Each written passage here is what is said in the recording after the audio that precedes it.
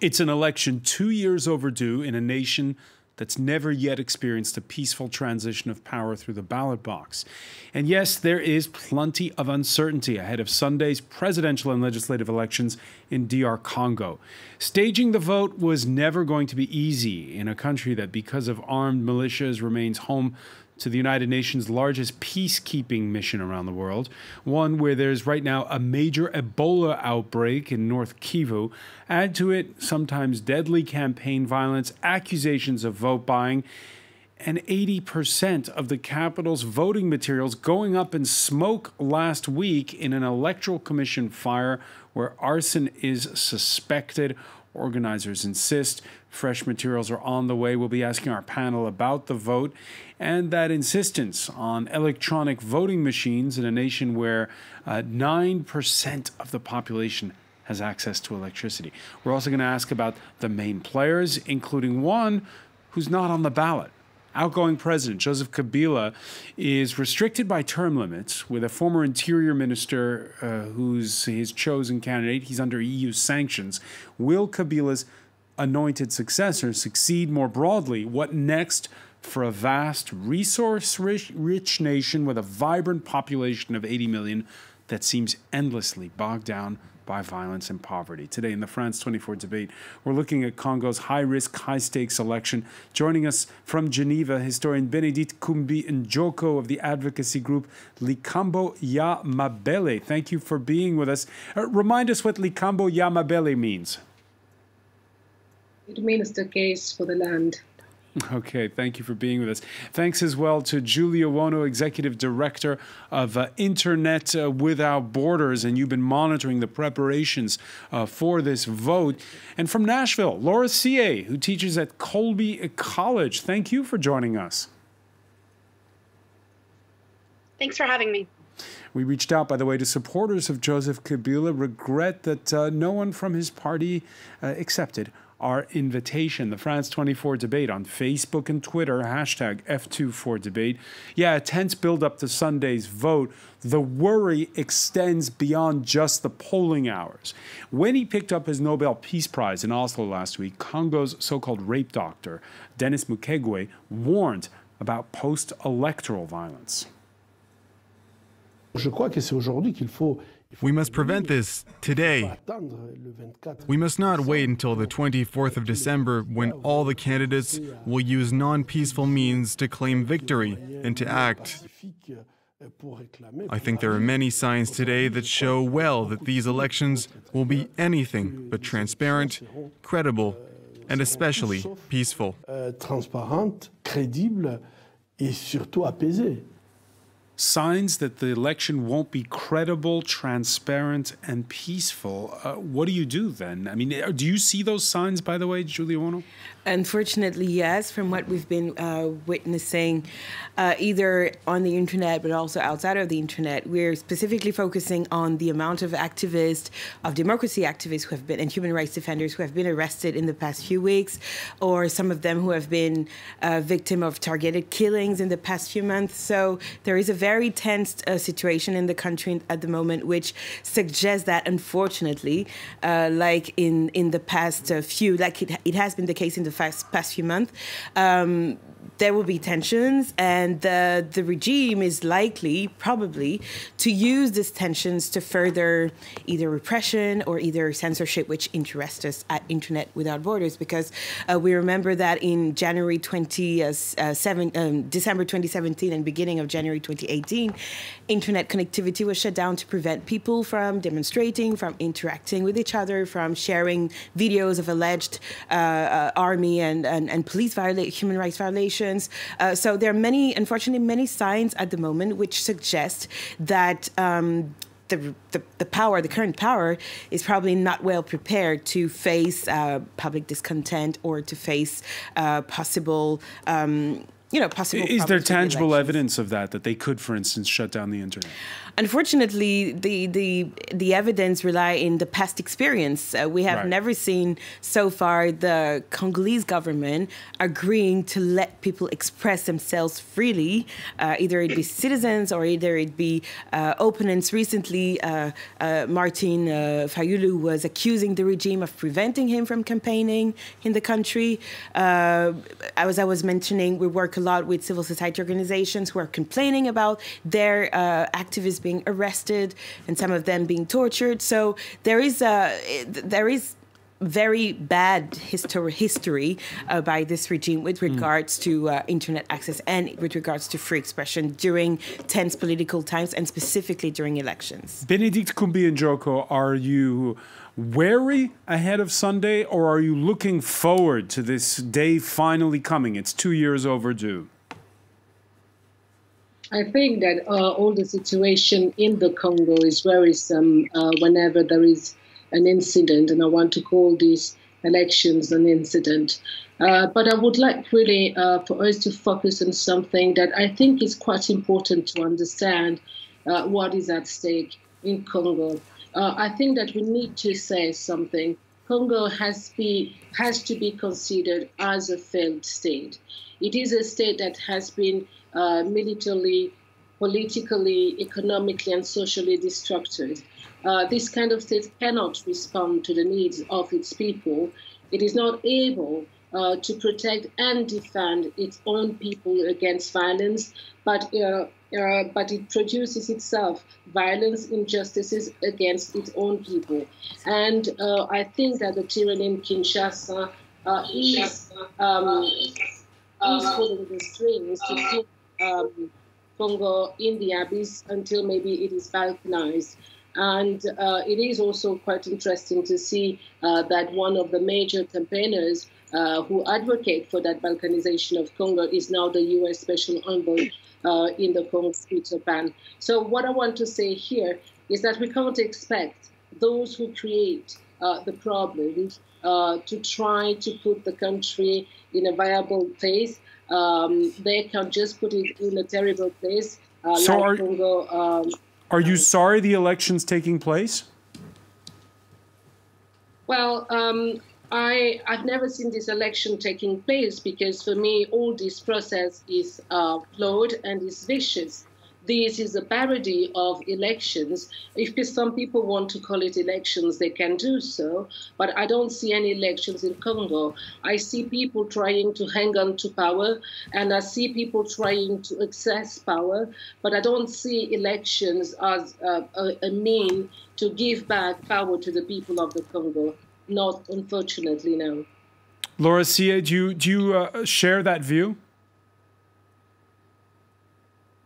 I think, unfortunately, yes, it's very representative of what many Congolese are saying. And there's going to be a major crisis of legitimacy as soon as the election ends. And really, it is already underway. I mean, these elections, in addition to the human rights abuses that Julie noted and the points that Benedict has been making, I think we need to think about the way that the elections have been structured to foment chaos. So the delay, the use of tablet voting machines when, the vast majority of Congolese have never seen a touch screen before, the fire burning down the warehouse storing the election materials in Kinshasa. All of this is by design, and it's designed to produce chaos that will allow the ruling party to steal the election and that will lead to a crisis of legitimacy. And it's really going to come down to who's strongest and who can hold on to power after Sunday. And I think that sets the stage for some very, very dangerous times.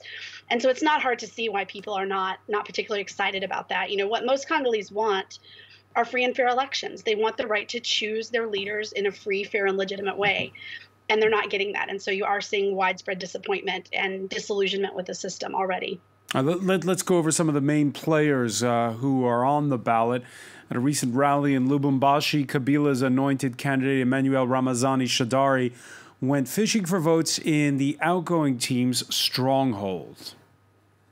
Be it Katanga or Haute Katanga, it is symbolic in my life. It is symbolic in my life. First of all, this is the province that gave birth to the Chief Kabila, and he is the one. Chief Kabila chose me to be candidate, and that is why I decided to start my campaign here, in Lubumbashi, my brothers. Hallelujah! Chief Kabila chose me. You heard the words there, Laura C.A. This is not going to be like, for instance, in neighboring Angola, where the man who came up through the ranks effectively forced out the old guard. Right. This is a very different situation, and I think it's very important to understand. Very few people had heard of Mr. Shadari until just a couple of years ago when he was appointed Interior Minister. He really is a chosen successor and someone that would not have had a lot of name recognition or independent ability to run for office without Kabila's blessing and indeed without Kabila's backing. And I think that for a lot of people, that's the concern about his rule as well. Shadari does not have independent wealth. He doesn't have really an independent base of support anywhere in the country. And so he is in many ways going to be beholden to Kabila and the close circle of advisors around Kabila if he does become president. And so many Congolese are seeing the potential of his election as just being more of the same under a different name. Could Kabila, I'll put it to you, Benedict Kumbi-Njoko, could Kabila perhaps have miscalculated? He wants to be able to come back, run again next time around, putting a candidate who's not going to overshadow him. But has he fielded a candidate who's too weak, in particular, is still under EU sanctions? Yeah, well, I think that that's a really good question. Let me put it to Benedict. Benedict first. Sorry. Yes, I think that we should ask ourselves one question again. So the meaning of Joseph Kabila, because his own person, I think, is not quite interesting and important, but maybe his multiple identities in order to answer your question. I think that when we think about Kabila, we need to think about the links and the ties that he has with all those Congolese around him that would like him to stay in power. I think that we need to think about his links with Paul Kagame, who is his mentor and who is doing quite a lot for him to stay at the head of state of the Congo. We need also to think about his ties with Western multinational. And if we think about all that, everything that Mr. Kabila is doing is in order to maintain a power, a tyranny, should I say, a power that actually will go on with the work he was sent for in the Congo. And that work is open the Congo to neoliberal market, to a savage capitalism that is killing people in the Congo. So Mr. Shadari, or even another person, it's not the important thing here. What is important is that the system that has been put in place go on functioning, and the pillage and the murders and all those things, those tragedies happening in the Congo go on. This is what Julia Wono, your thoughts on this? Yes, I quite agree with the idea that the system is being maintained, and it's a pattern which is quite similar to other countries, repressive regimes and dictatorships in Central Africa, which is the entourage maintaining an old system which needs to change with regards to the will of the population. But beyond that, it's also interesting in the case of President, we don't even know how to call him anymore, Joseph Kabila. In Joseph Kabila's case, is that he has lost a lot of support from traditional allies, especially in the West.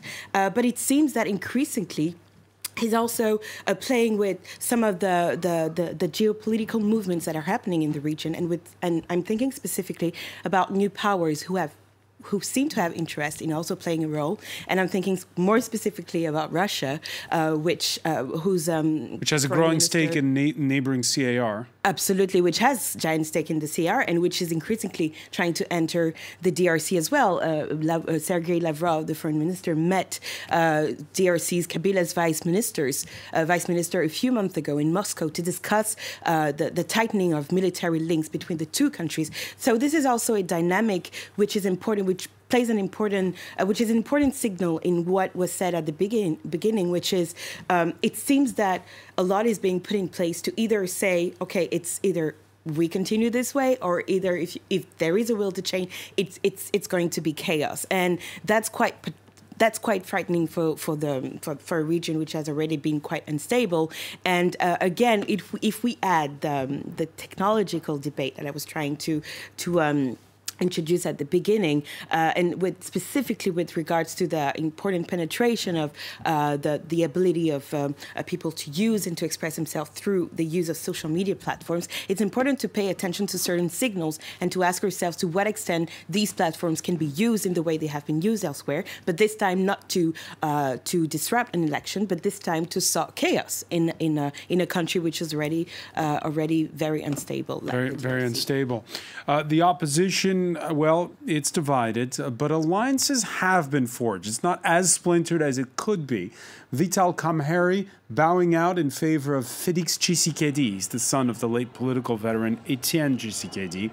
Now, here you see the pair at a rally in Goma recently. We will govern the Congo because we will win. And I will ask the whole population of North Kivu to vote massively for candidate number 20, Felix Tshisekedi. Laura Sié, what's the opposition's street cred? Well, Tshisekedi doesn't have much of a political record outside of that of his late father, the late Etienne Tshisekedi, who for decades was the leader of Congolese opposition through his party, the PDS. Tshisekedi has inherited that mantle, but it's not clear that he has the same level of charisma and ability to mobilize voters that his father did. So it's really kind of up in the air what his opposition candidacy is going to do or not do. I think he certainly will find support among traditional supporters of the PDS, so people in the Kasai region, people in and around the capital in Kinshasa. But beyond that, it's not particularly clear what his appeal is. And it's also not terribly clear what his platform is, what he's running on other than change and I am my father's son. All right, when we come back, we're going to take a look more specifically at this issue of those electronic voting machines and speak to our correspondent. Stay with us. You're watching the France 24 debate.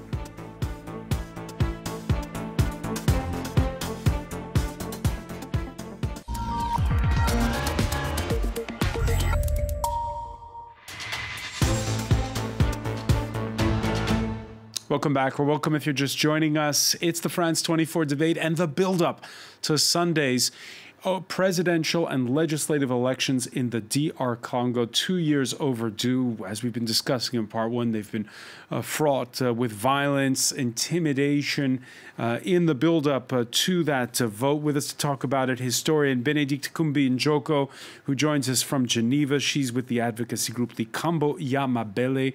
Here in the studio is Julie Owono, executive director of Internet Without Borders. From Nashville, Laura Sié, who teaches at Colby College. Again, we invited supporters of Joseph Kabila and regret that none accepted our invitation. We were talking in part one about those electronic voting machines that they're using. They have did you also know, by the way, that they have a short battery life? That's just adding to the controversy. Correspondent Thomas Nicolon filed this report. This is the infamous voting machine, a touchscreen on which voters will select their candidate for the election before a ballot is printed and put into a ballot box to be counted manually. The president of the Electoral Commission claims that this machine will make voting easier for the population and at the same time guarantee total transparency. The ballot boxes should tell the truth. We want the winner to win. The best of them all must succeed. The machine is here to annihilate all attempts at cheating, which we unfortunately witnessed in the 2011 and 2006 elections. This is what the machine is here to fix. At the Electoral Commission headquarters, as in several places in Kinshasa, voting machines are displayed, so that anybody can come and experiment with the new technology. Now that I've tried it, it looks very easy to me. But the question is now, will the uneducated people, like our mothers in the villages, know how to use the machine? With the poll fast approaching, some opposition leaders are still very unhappy about the use of the machines, which they call cheating machines. The voting machines are not a reliable way to vote. Congolese people are not used to it. It does not exist in our electoral law either. The Kabila clan chose this way of voting so that they can cheat. This is only the latest incident in what has been a fraught campaign. 8,000 voting machines destroyed in flames in the heart of Kinshasa. Both the government and the opposition accuse each other of responsibility for the fire. But the Electoral Commission claims that there are still enough machines to go on with the election on the 23rd of December. And Thomas Nicolon, who filed that report, joins us live now from Kinshasa. Thomas, the Electoral Commission insists that replacement voting materials are on the way.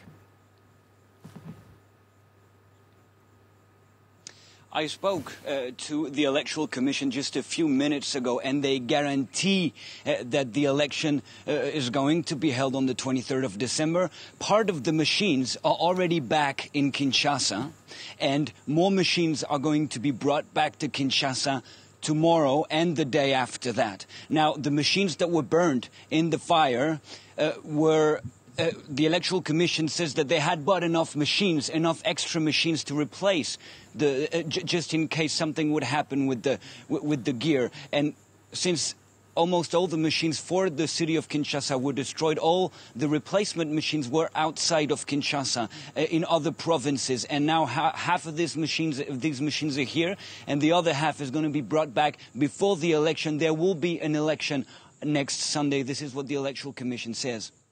Do we know any more about this fire?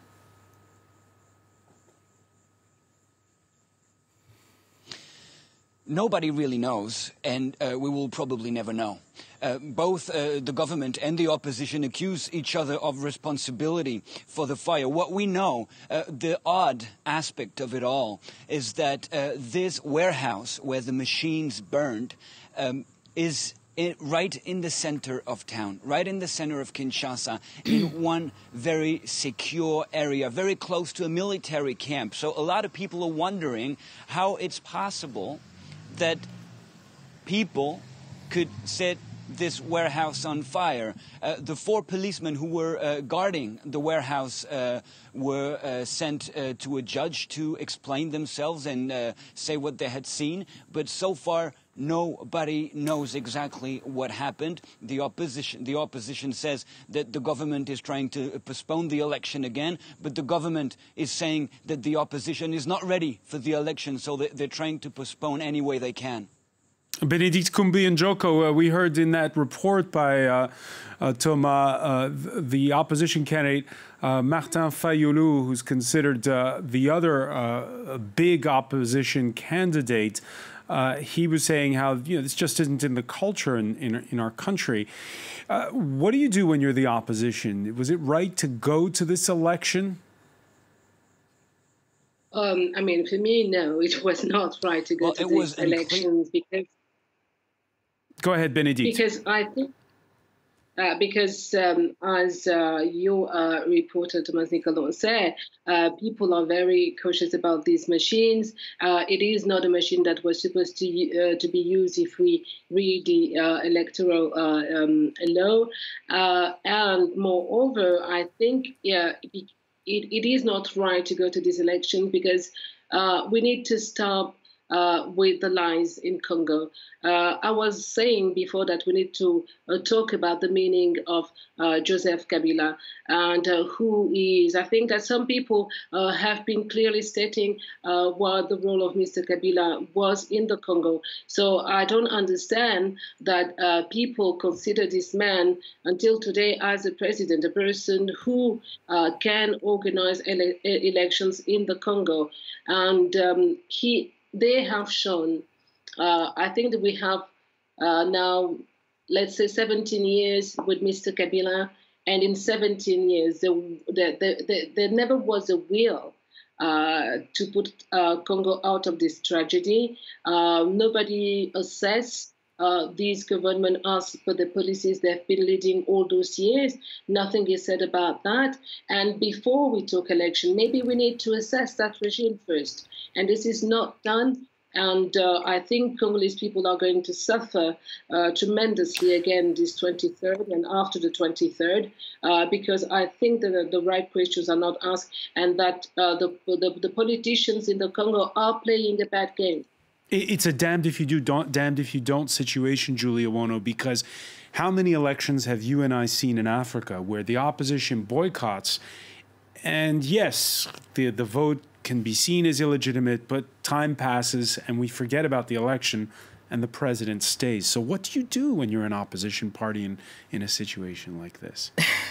It's a very difficult question, and it's indeed a challenge. We've seen that indeed in many other neighboring countries, including one which I know very well, which is Cameroon, where the debate on boycotting elections was also put out. But what is very interesting here is that the opposition has rightly questioned the very little oversight on the choice of resorting to voting machines for this election. Very little oversight with regards to how the choice for, South Korean company to provide this voting machine was made. What are the guarantees given technically to ensure that, the vote will be trustful, will be free and fair, and that the voices will be rightly heard, even through technology. These are many questions that I think the opposition rightly put out, and but which have not been so far answered to. And unfortunately, the burning of some of these voting machines shows that they're still very important issue with regards to security, at least physical security, but also the technological security and aspects of these voting machines. Laura Sié, has the international community done enough to ask the question? Because how many elections have we seen in Africa where there's some private firm that organizes the ballot papers, or in this instance, the electronic voting machines, and that makes a lot of money, and for a process at the end of the day that leaves a bitter taste? Well, I think the international community, the fact that the elections are happening at all is certainly a sign of deep involvement and lots of pressure from the international community over the course of the last 3 years. And I think that, foreign diplomats have raised a lot of questions about whether the use of electronic voting machines was the wisest course of action, whether it was going to actually work, whether the count will be fair, whether people who have never encountered a touchscreen before will really be able to express their views in a meaningful way. And I think that they have raised those questions, but at the end of the day, the Kabila regime just doesn't care what they think. They are not doing this or doing it just to please the donors. And they are trying to use every tool at their disposal through the supposedly independent electoral commission, which I think most observers would agree is far from independent, and through the ruling party to make it possible for the regime to win before the government or before the election has happened at all. And I think, one thing that the opposition does have on its side is the fact that you have a very active and highly mobilized civil society in the country that will be out doing their very best to monitor the vote, to try to get an accurate count, to try to ensure that people are able to place their vote and vote as they choose. And in 2011, that happened as well. Civil society was very active. And between that and the churches covered about 80% of the polling stations in the country.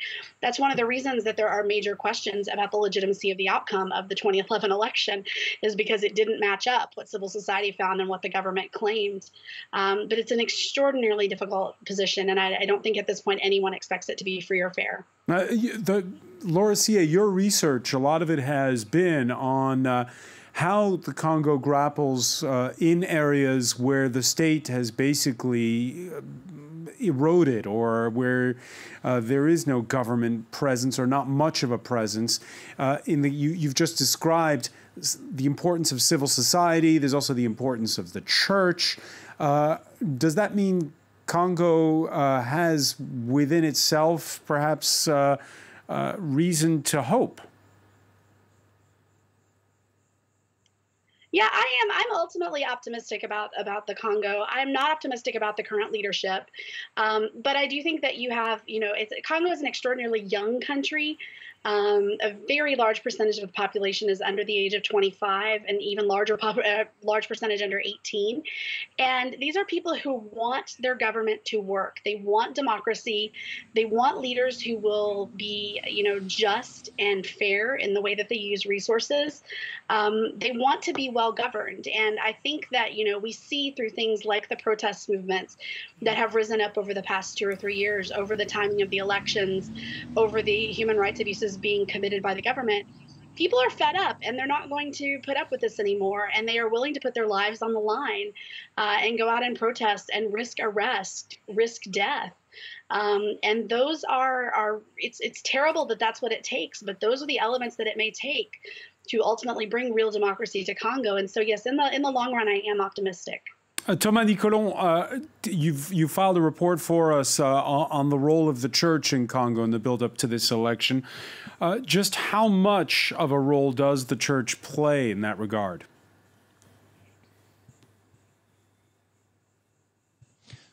Well, in late 2017 and early 2018, a small church association led peaceful protests all across Kinshasa.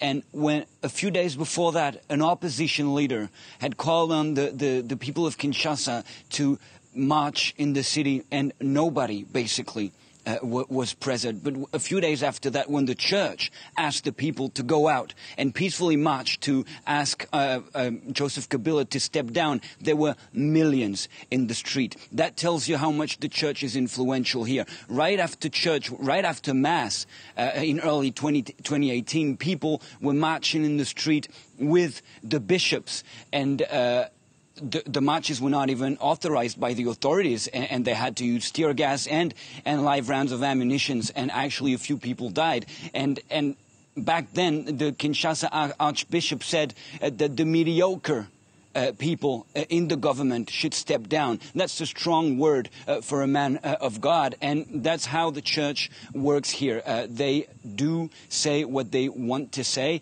and right now the church is not optimistic about this election, and they're all praying that the country is not going to fall into chaos and violence. But if the church calls for more action, I can tell you that the people will follow.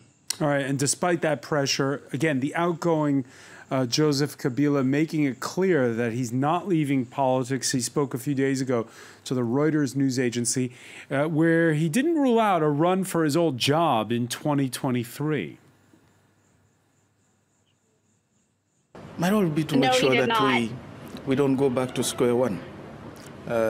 Square one meaning where we found the Congo 22 years ago. My role will be we don't go back to square one. Benedict Kumbi and Joko, what is Kabila's plan? But Kabila's plan is not to leave. And he will try to hang on to power through Shadari, Ramazani, or all the other ways he will think suitable in order to stay in power. The problem, I think, with the Congo is that a lot of people say many things about the Congo, but a lot of people also don't want to ask the right questions about the Congo. And I think that if we had, for a minute, a serious analysis of what is happening in that country, not just take those moments where there are these elections that are promised to the people in order to talk about that country, but to understand how these people got to power, how these people could maintain themselves in power for so long. If they didn't have support outside the borders of the Congo, it wouldn't be possible for them. And we need to address those questions. If we want to have a brighter Congo tomorrow, if we want to have a youth who is, which is saying today that no matter the person who comes in the opposition, they will take that person because the only thing they want is Kabila to go. This is what the Congolese people are saying. This is what they are ready to fight for, and they're even they're even fighting each other because they don't want to lose that opportunity to have Kabila gone.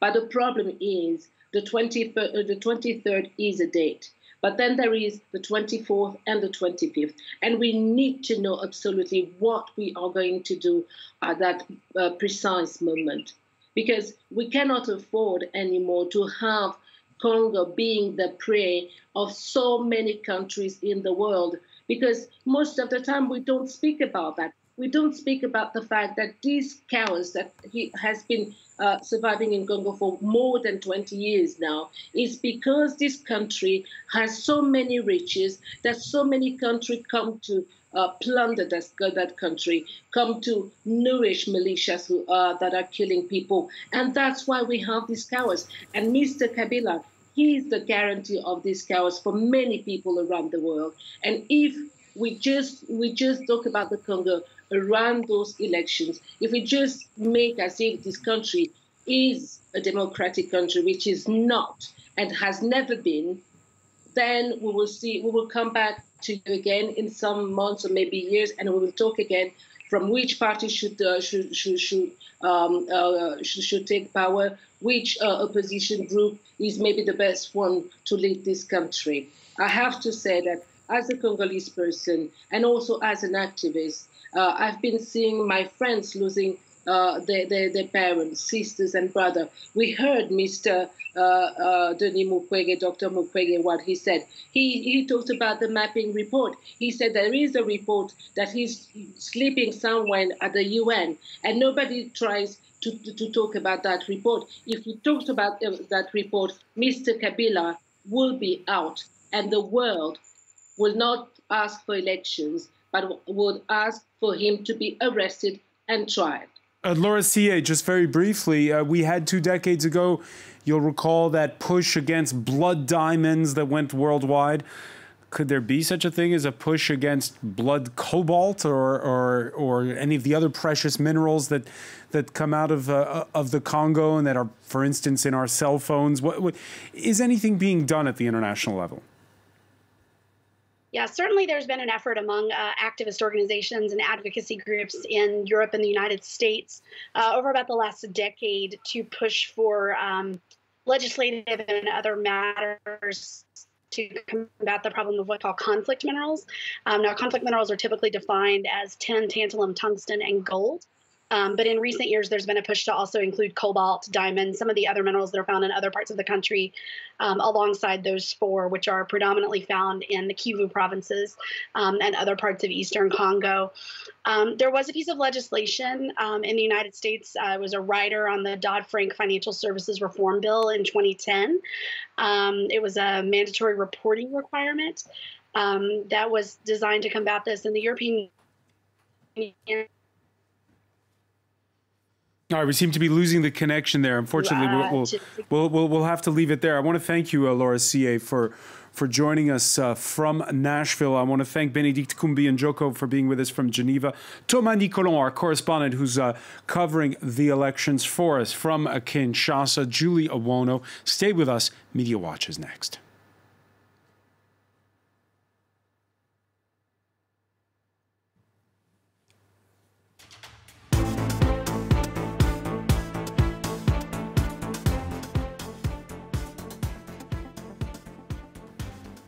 And we say hello to Charlie James. Hello, Francois. I've brought some notable finds from journalists on the ground there in the DRC that appear to show disorganization, meddling, and restrictions being put in place ahead of this week's vote. Let's start with German reporter Simone Schillenwein, who is in Goma. She tweeted this picture of election materials sort of laying around, writing, "These voting materials are meant for the destination of Beni," and still lying around in Goma 5 days ahead of elections. The PV process verbal are still in South Africa. Congolese still wondering if this elections are actually going to happen. So I want to show you a couple of other things that she tweeted out, interestingly. This of earlier today, people waiting in front of the Election Commission office in Goma to, what she says, get voting cards that had been lost or looted. And finally, one that she tweeted out from this morning that shows, she says, crowds of women, people on motorcyclists and students waiting in front of Mama Olive's house. That's the first lady of the DRC, is what she's referred to, Mama Olive, in Goma, waiting for money to be distributed. And apparently this is something that all of the candidates have been doing, is giving out money. The BBC Africa editor Will Ross writing about this, saying all candidates in DR Congo's election are reported to be giving out money, which is not apparently illegal under Congolese election laws. Anti-corruption campaigners have criticized the practice and say voters should study candidates' manifestos and not be influenced by gifts. So no telling how much influence this has, but it does appear that this is happening there just days ahead of the vote. Also, some opposition leaders say, take the money and then come vote for me. But I mean, it's something that it's not even really trying to be hid. So right. Interesting that it's just out there in the open like that. Also from the BBC, reporter Louise de Wast talking about those voting machines that were destroyed in the fire. The Election Commission, according to her, says that they're close to having all of those machines replaced. However, they're going to have to increase the number of voters at each of the polling stations, she says, from 600 to 700 for Kinshasa. So not sure how that math adds up if they have to increase the number of people using the machines, yet say that they've replaced them all. But that's what they've been telling people, at least. I also want to bring you this refusal. So this is a picture of a refusal from Congolese authorities to allow Martin Fayulu to enter this stadium in Kinshasa where he had planned to hold a meeting on Wednesday. The reason given is that it's already been reserved, but this is just another obstacle that's been put in place to opposition candidates' campaigns. And finally, interestingly, this public notice that was tweeted out, and Reuters DR Congo correspondent saying that it's limiting, Congo Central Bank is now limiting the amount of money that people can travel to the country with. And she says she's not exactly sure why that's being put in place, but that just a few days ahead of the election, they've decided to place a cap on the amount of currency that people are allowed to travel with inside the country. Finally, I want to show you how some of the leading candidates themselves have been using social media in the lead up.